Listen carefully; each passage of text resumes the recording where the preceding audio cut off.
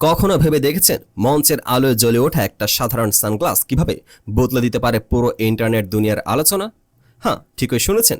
BTS মার্কনে Jungkook সম্প্রতি ব্রাসেলসের concert স্টেজে একটি লুকে হাজির হয়েছিলেন, যা দেখে স্টেডিয়ামের হাজার হাজার আর্মিত বডি পুরো নেট দুনিয়া রীতিমতো স্তব্ধ হয়ে গেছে। কিন্তু কেন? কারণ জাংকুকের সে রাতের অন স্টেজ আউটফিটের পেছনে লুকিয়ে আছে একটি রহস্যময় গল্প। আর এই গল্পটি সরাসরি গিয়ে জুড়ে গেছে জাংকুক এবং ভি এর সেই বহুল চর্চিত ডেটিং রুমার্স বা প্রেমের গুঞ্জনের সাথে। আসলে কি এটি স্রেফ একটি কাকতালীয় ফ্যাশন চয়েস, নাকি এর পেছনে লুকিয়ে আছে কোনো গোপন বার্তা? আজকের ইনডেপথ অ্যানালাইসিস আমরা উন্মোচন করতে যাচ্ছি ব্রাজিলসের সে রাতের আসল সত্য। ঘটনা শুরু বিটিএস এর ব্রাসেলস কনসার্ট থেকে।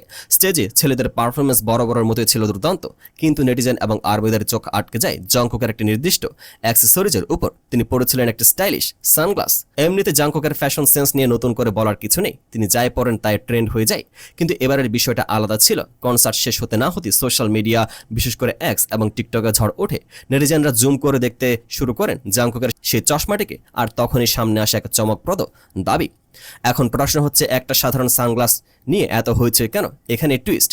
ইগল চোখে নেটিজেনরা দ্রুত আবিষ্কার করেন যে জাংকুকের পরা এই সানগ্লাসটি হুবহু মিলে যাচ্ছে বিটিএস এর আরেক পপুলার মেম্বার কিম তাহইয়ং বা ভি এর একটি চশমার সাথে। একটু ফ্ল্যাশব্যাকে যাওয়া যাক। প্যারিস ফ্যাশন উইকের সময় ভিকে একই রকম ডিজাইনের একটি সানগ্লাস পরে গ্ল্যামারাস লুকে দেখা গিয়েছিল। ব্যাস, আর যায় কোথায়? ইন্টারনেট জল্পনা কল্পনা শুরু হয়ে গেল। তাহলে কি জাংকুকের এই সানগ্লাসটি আসলে ভি এর দেওয়া উপহার, নাকি জাংকুক নিজের স্পেশাল কেউ অর্থাৎ ভি এর আলমারি থেকে এটি ধার করে পড়েছেন? আপনারা জানেন ইন্টারনেট জাংকুক এবং ভিকে নিয়ে প্রায় বিভিন্ন ফ্যান থিওরি আর ডেটিং রুমার ভেসে বেড়ায়। আর এই সানগ্লাসের ঘটনাটি সেই আগুনে যেন এক বালতি ঘি ঢেলে দিল। সোশ্যাল মিডিয়ায় এখন মূলত দুটি দল তৈরি হয়েছে। একদল ফ্যান পুরোপুরি নিশ্চিত যে এটি ভি এবং জাংকুকের মধ্যকার সেই বিশেষ সম্পর্কের একটা সূক্ষ্ম ইঙ্গিত। তাদের মতে তাহিয়ং নিজের পছন্দের জিনিস জাংকুককে শেয়ার করেছেন, এর চেয়ে বড় প্রমাণ আর কি হতে পারে?